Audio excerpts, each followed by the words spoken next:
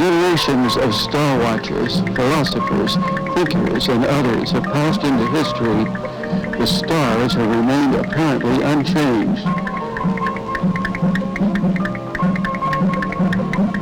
No one has witnessed stellar birth or stellar death, and the idea that the sun and all the stars have been here from everlasting to everlasting was a very old idea. But it was a wrong idea, and the idea that the stars, like animals, have a birth, a main life, and a death, has a recent origin. And think of what it is, not just to tell what the stars are and where they are, but to tell also how that star got there and what it was like 10,000 years ago and what was it like 3 billion years ago. It's a story,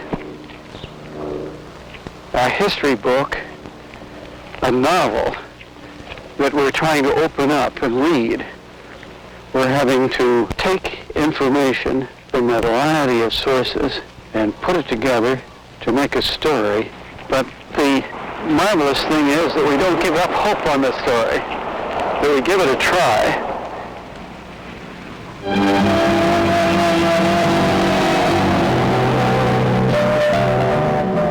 To unfold this story, we have scientists with theories about stars who make observations with large radio and optical telescopes.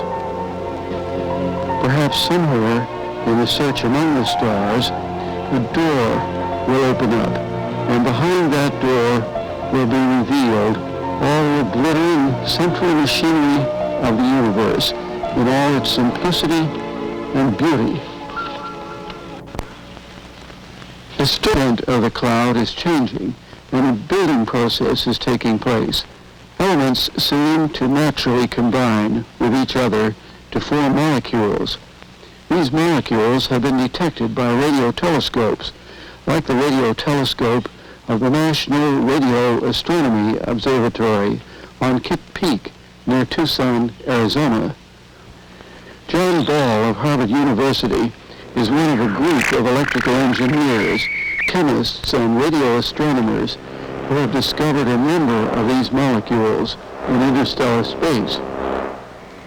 We identify a molecule by the particular frequency it radiates in much the same way that a radio station is identified by its frequency on a dial.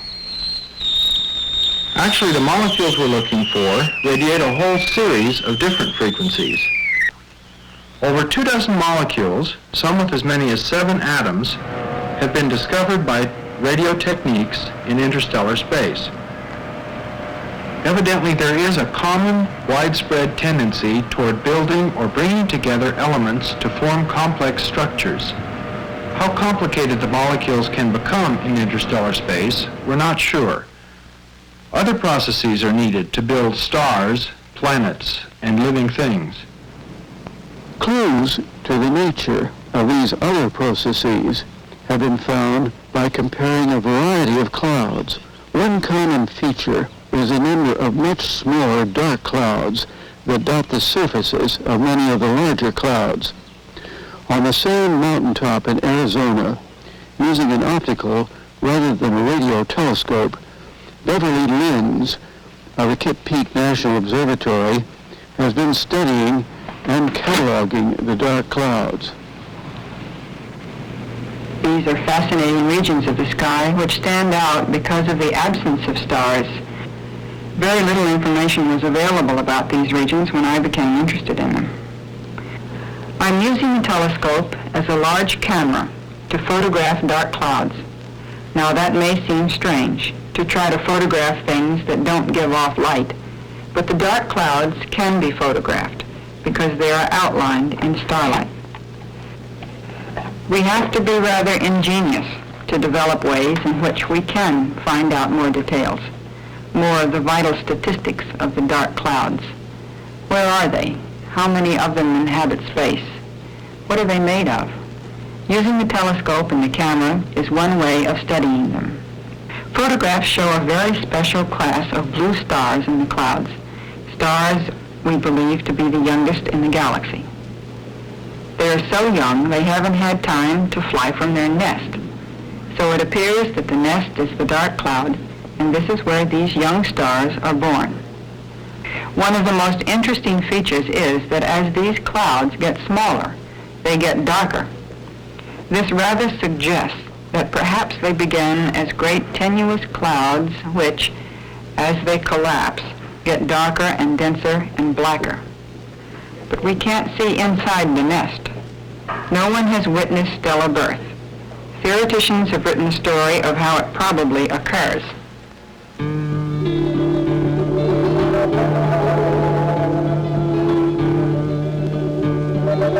In theory, when a cloud of gas and dust reaches a certain density, it could collapse or fall together under its own weight. It might fall into one or more separate units. The larger ones could become stars, the smaller, planets.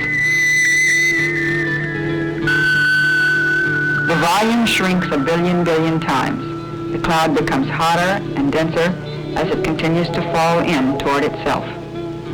At the center of the larger clouds, the densities and temperatures might be so high that there are collisions between the atoms of hydrogen, and some of these collisions are energetic enough to produce nuclear reactions.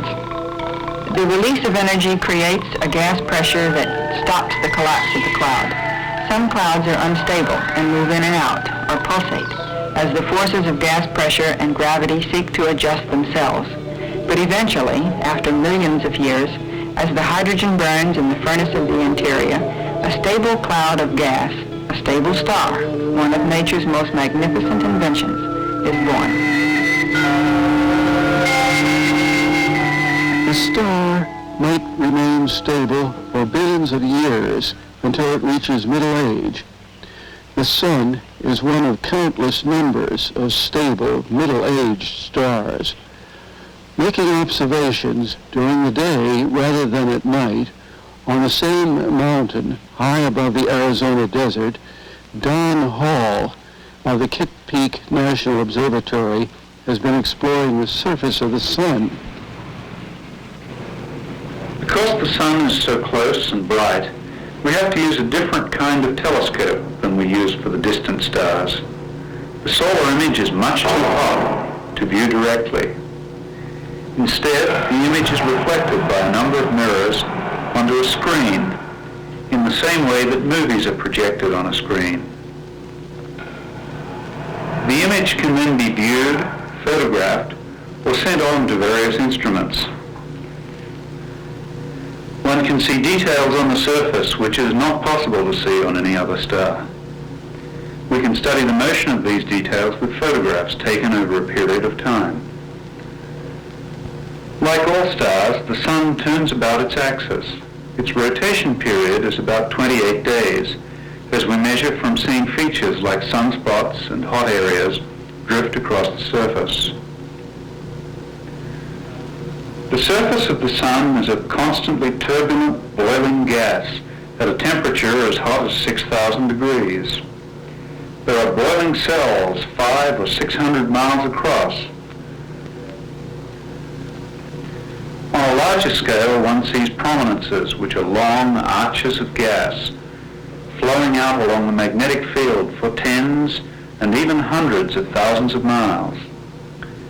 Above the surface, the solar atmosphere heats up to about 1 million degrees instead of getting cooler, as you might expect. We still don't have a very good idea of how these layers are heated, or what creates them, or keeps them in place. Another mystery is the way in which flares happen. These are vast explosions that give off great streams of X-rays and cosmic rays, which eventually reach the Earth, and in some cases disturb radio communications. We still don't really understand what the source of energy is, or the mechanism by which things happen during flare. The instrument here is breaking the light up into its colors or wavelengths, very much in the same way as this diffraction grating breaks the light up into colors. Only the instrument here is very much bigger and more powerful, and it allows one to break the light up into very fine wavelength intervals, and then to search these for the presence of chemical elements, compounds. Elements that I've discovered include hydrochloric acid, hydrofluoric acid, which was the first time we knew fluorine was in the sun as well as in toothpaste, water vapor, and mainly isotopes of various elements. This work may eventually lead to new theories of the way in which the sun was formed, the way in which stars develop. There are lots of other stars like the sun, and there are probably many stars like the sun which have planets around them, even planets like the Earth, which may be capable of supporting life. We will have a few billion years to search for these, because current theories indicate that the sun will remain in its present stable state for at least this long. At some distant time, however, the sun will run out of nuclear fuel, and then catastrophic changes will begin to take place. The sun becomes a red giant. It bloats up in the sky. It becomes 100 times brighter than it now is. The oceans melt. The atmospheres have evaporated. This giant red blob grows bigger and bigger in the sky of it. Eventually, the outer atmosphere of this giant red star evaporates into space, and left shining in our sky is a little brilliant hot ball, too small to distinguish from the other stars, the beginning of the white dwarf stage.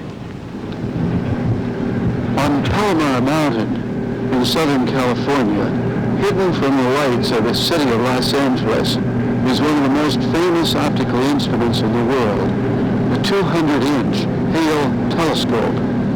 Jesse L. Greenstein of the California Institute of Technology photographs and studies the images of faint and aging stars. I'm working on a class of stars called white dwarfs. They're tiny little things, about the size of the Earth. Only they weigh as much as the sun. I have to use the big telescope just because there's too little light. The area of the telescope is about 600,000 times the area of the eye at night. And we need that much extra to capture the faint glow of the star. Without this monster, this dream of 500 tons of glass and steel, we couldn't hope to find out as much as we do.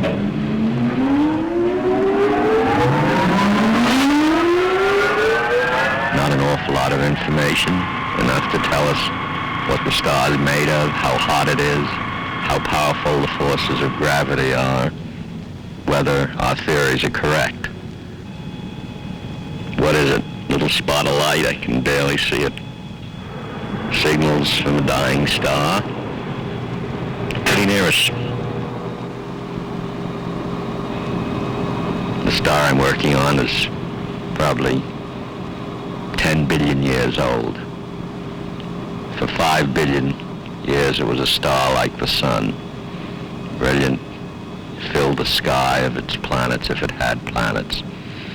Now it's a little dying dot no larger than the Earth, with a matter compressed by gravity to densities such that in the center it weighs nearly 100 tons per cubic inch.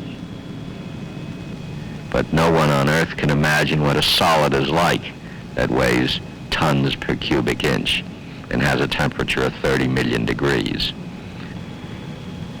Trying to see what it's made of, how great the pressures are,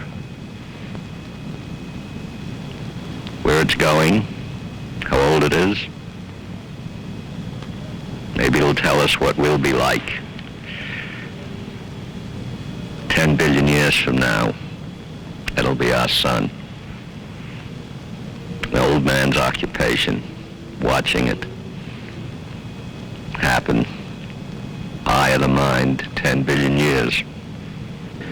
It's a kind of philosophic, calming process, maybe, to sit here at night and watch this faint glow and think of the time involved and think of the long and exciting processes that led this way. You know you have one ultimate limit, far beyond that of the white dwarfs, extraordinary thing called the neutron stars.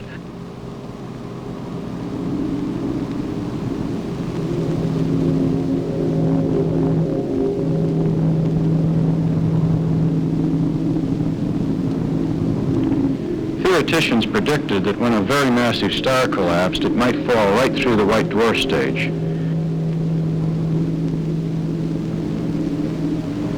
Then it might explode in one of the greatest displays of fireworks in the universe.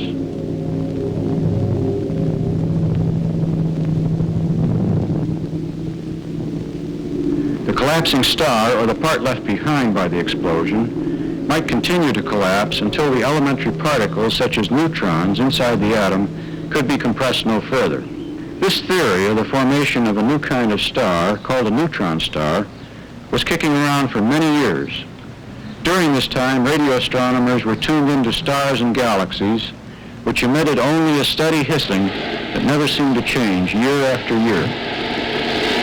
The Arecibo radio telescope in Puerto Rico has a larger surface than all the other telescopes in the world.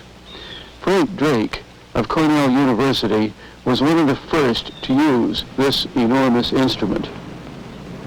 And then one day, we received a report that there was a cosmic radio source very far from the Earth, which was turning on and off in thousandths of a second. It was an almost preposterous thing. I thought it was a joke. We came to this telescope here and pointed in the direction of this reported, what I thought was a hoax. And to our amazement, the chart recorder, the first time I'd ever seen such a thing happen, started going wildly back and forth about every second. The intermittent radio source, which we now call a pulsar, really existed. It was different from anything we had ever seen. It was an absolutely amazing sight to see. Of course, part of the excitement was that the signals from the pulsar resembled so closely the radiations we'd expect to receive from other intelligent civilizations. They were pretty strong, but it wasn't out of the question that that's what they were. And of course, all the early observers, including myself, looked very closely at the records to see if we could see anything in them that would show that they were really intelligent signals after all, which would of course make them probably the greatest discovery of all time. To make such measurements in such a short time requires us to gather a lot of energy in that short time. Radiation from the star is focused by the enormous reflector or dish to a point, in fact a line 500 feet in the air, where the information is fed to a receiver and then to the chart recorder or computers. One pulsar was found to have its period of pulsation getting slowly longer by 36 billionths of a second a day. That doesn't sound like much, but it was actually a crucial and critical discovery. In one fell swoop, in one instant, it showed us that not only were the pulsars natural sources, but they were in fact spinning tops, gradually slowing down. As the massive star collapses, the rate of spin is very greatly increased, and intense magnetic fields are built up. The result is a rotating beacon which sweeps the cosmos. If it happens to point in our direction as it sweeps, we observe flashes of energy. Eventually, the spinning slows down as the energy is used up. But that isn't the end of the story. I suppose it's just unbelievable to think that there's something still more compact, still denser, still more mysterious than a neutron star. But so it is, a black hole. Although we haven't seen one yet, we feel that the discovery of the first black hole is around the corner. Probably the evidence is staring at us right now. Because this starting star, if you think about it, has got a certain amount of matter. And if there's too much matter there, there's just absolutely no way to support it. It'll just keep on in and keep collapsing. And this collapse will end up with a stage that makes one think nothing so much as I can think of as the story of the Cheshire Cat in Alice in Wonderland, who faded away on the branch of the tree with nothing left behind except the grin. When matter collapses completely to a black hole, all our evidence goes to tell us that what we have left behind is only gravitational attraction. A planet going around will still go around. The attraction is still there, but there's no light coming out. No radiation trying to escape from that object can get away from it. And in this sense, it's completely black. Anything you drop in is lost. All its features disappear. I hope I can give a little bit of a feel for what a black hole might look like. I suppose there's no better way to do it than to imagine oneself on a trip to a black hole in a space capsule. There's a whole area of the sky ahead where one can see no stars. As we come up to the black hole and we take a turn around it, we're under its gravitational pull all the time. But what do we see? Well, we see the sky and the stars sweeping around as if we were in an airplane taking a turn. But then next, no black hole is ever going to be sitting all by itself. There's going to be matter around it, falling into it. Drop in stones or bricks or atoms or dust, clouds, and solids and liquids, and they all end up in this object with no observable properties, no light coming off, nothing but simple gravitational attraction. As the matter streams in, it builds up a traffic jam, like the cars streaming in from all directions to a baseball game, their red lights blinking. In one way, it's preposterously small compared to the original star, but in another way, it's preposterously large because a black hole is 1 or 2 or 3 miles across, or even more. Of all the strange forms of matter, of all the strange things that can happen on heaven or on earth, the strangest is this collapse, and the most exciting to look for. And you might say, well, what reason have we to believe that such an object can exist? And the answer is we see absolutely no way to escape the existence of such objects. And then you can say, well, if a black hole is black, how are you ever going to see it? And surely the last place in the world to look is to hope to see a black hole by looking directly at it. The real hope to see a black hole is in conjunction with a normal star. We know that many more than 10%, perhaps more than a quarter, of all the stars in the universe are double stars. So we expect to see black holes in conjunction with an ordinary star. But why should one be so interested in seeing one of these objects? What good is a black hole anyway? And what we can say really is that, looked at in the biggest sense of the word, a black hole is a kind of, well, I would call it an experimental model, if you will, for the collapse of the universe itself that Einstein tells us should happen at later date in the final stages of our universe.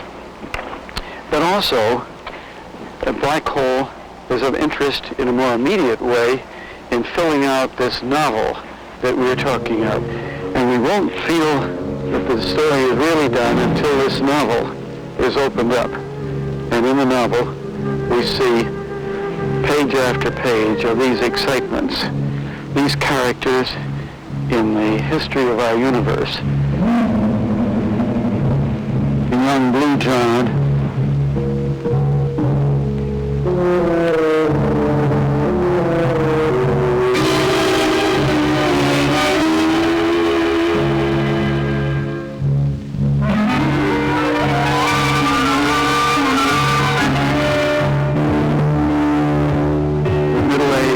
medium-sized average star, which we know can sustain life.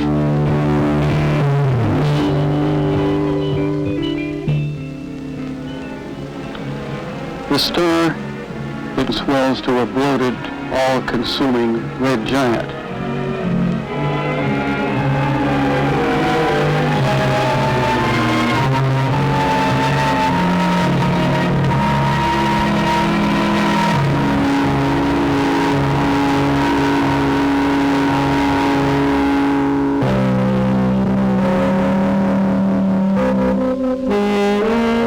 The white dwarf.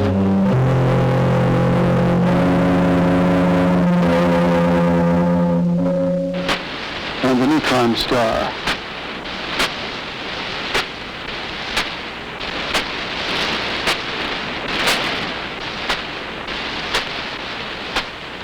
This last, the black hole. We say, here is where our real hope is, of seeing what this universe is, and how we fit into it. Measured on the time scale of human history, stars seem to be everlasting, but on the cosmic time scale of billions of years, they are born, live out their lives, and disappear from view. Then, in darkness, the remnants of exploded and burned out stars become part of the debris of space, debris that goes into the making of new stars. Second, then third generations slowly evolve to some unknown and distant fate. Birth, life, death seem to be universal.